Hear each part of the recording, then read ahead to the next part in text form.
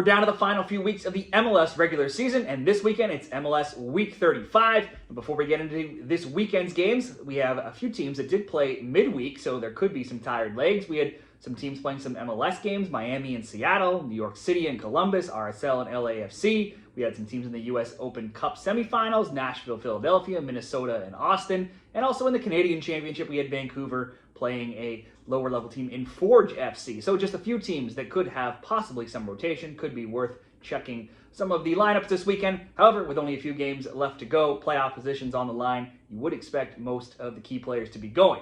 Now, last week was a tough week. We had the league's worst road team, St. Louis, getting a win on the road. We had Miami getting shut out with Messi missing a PK, and the league's best team and the best defensive team, Philadelphia, got humiliated 7-0. So much for that draw bet that I thought had some good return potential here. Now this weekend we've got a ton of games, tons of games on Saturday, 2 on Sunday. Let's break down a few of them for this weekend's MLS predictions. Let's get into it. Give the video a like if you want to see more MLS picks, soccer picks, Champions League, Europa League, and more, and subscribe to the channel as well. Let's start it off, a 2-game parlay, Philly and New England. The Union were a team, like I just said last week, they struggled, but they are first overall. They did hit a little bit of a slide, though, a 7-0 beatdown from Vancouver last week. They then lost in the US Open Cup 3-1 to Nashville, and they have lost 3 of their last 5 games and scored multiple goals only 1 time in those 5. I think this could be a good circle the wagon spot for them after those 2 bad losses. They're at home, and they're against a really struggling team in New England, where this could be a good spot for them to get back in the win column and edge closer to clinching that Supporters Shield spot here. Union have only lost 1 game at home all season in MLS, where they're 10-4-1. If we look at New England, they're 11th. They're 10 points back at the playoff spot in the East. This week, they fired head coach Caleb Porter. The Revs are winless in 3. They have only 2 wins in 15, just 3 in 21. They have at least scored in 8 of 9, so maybe you could look to the both teams to score bet if you think they get any sort of new coach bump here, but it might be too late in the season with nothing left on the line here for that to come into play. Philly won 2-0 back in March. They've won 5 straight against New England by a combined score of 14-2. So I just want to focus on Philly here. Philly to win, and we'll pair that with one more money line. It's Miami at home to DC. Miami are 6th, 8 points back of Philly. They have 3 games in hand, so they could still possibly catch them for that Supporters Shield top spot. But definitely, they are still in the hunt for a home playoff spot, being just 1 point back of 4th. These teams just played recently. Miami had rotated some players during the Leagues Cup, and they drew 1-1. That was a surprising result for Miami, losing to one of the league's worst teams in DC. Now, after that game, Miami won 3-1, then had 2 really bad showings, 3-0 loss, 3-0 loss. They ended that slide, though, with a 3-1 win last weekend. Suarez still suspended, but Messi keeps on rolling. He had a goal and an assist last game against Seattle. Those shutouts, being shut out, are rare for the Miami offense. Both teams to score bets in Miami games recently, 22-6 across their last 28. Both teams have scored over 2.5, 12-4. Miami has just 2 clean sheets on the season and in their past 28 overall matches. They've also scored in 13 of 17 since going out of the Club World Cup. In all matches, DC have only 2 wins in 21 and just 1 in 14. However, they are undefeated now in 4 games. They have a 1-1 draw, a 1-1 draw, 2-1 win, and a 1-1 draw. That's the first time they've had 4 games undefeated since all the way back to the first 4 weeks of the season. Still, they've given up a goal in 10 straight. Not quite as many goals as they were earlier in the season, but DC is 3-3-9 and outscored 31-14 on the road. We're going to ask Miami and Messi to get the home win this time after only being able to draw DC the last time they met. We pair Miami and Philly together. That's plus 104 in that 2-gamer.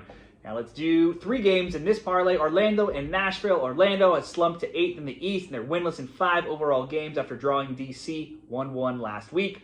Orlando usually plays in high-scoring games, though. Both teams to score bets have gone 16-1 and 18-2.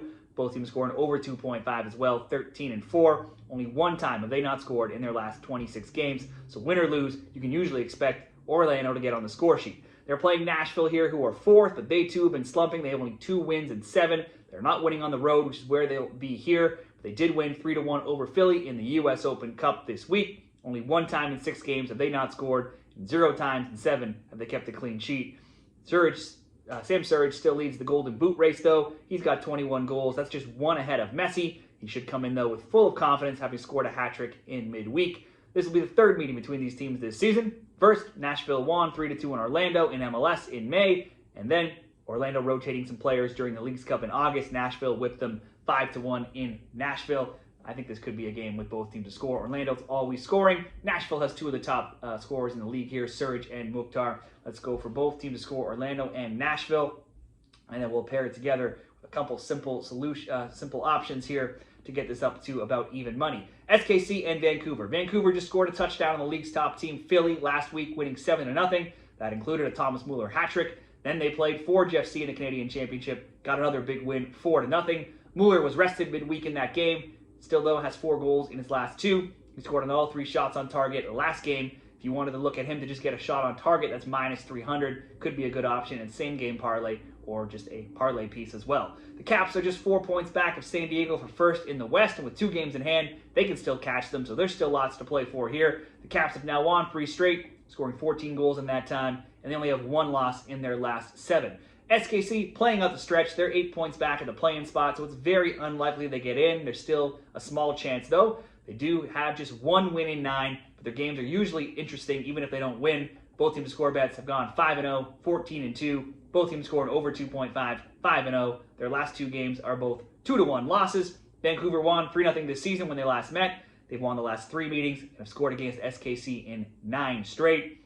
Vancouver would look like the team to get the win, but they did just play midweek. They are on the road here. SKC can usually score. I'm just going to ask Vancouver to score here. But maybe Vancouver double chance and to score. Vancouver double chance Muller to get a shot on target. Certainly both teams to score could be an option, with SKC usually getting on the score sheet somehow, even if they lose. But for this parlay, just Vancouver to score will be leg 2. And next up, Minnesota and Chicago. The Loons lost to Austin in the U.S. Open Cup this week, but they were 3-1-0 in the previous 4, and they have only 4 losses in regulation in 17 overall matches. The Loons have scored in 10 of 11. Both teams score 9-2. Ethan Toplamani has goals in 6 of his last 9, a hat-trick in his last game against Miami, and a shot on target or more in 7 of 8 MLS games. He could be worth a player prop bet as well. The Fire have 0 clean sheets in 5, only 2 in 20. They have 1 road clean sheet in any match all season long, and they're on the road here. The Fire lost 3-1 to New York City last week, but they are 4-2-2 in recent weeks. Only 1 time in 12 games have the Fire not scored. I'm just going to ask Minnesota to score here, but Chicago road games always filled with goals. Both teams to score could be an option. Certainly throwing Toklamani into some sort of SGP could be a great option too. But we can go Orlando and Nashville both to score, Vancouver to score, Minnesota to score. That'll be minus 105.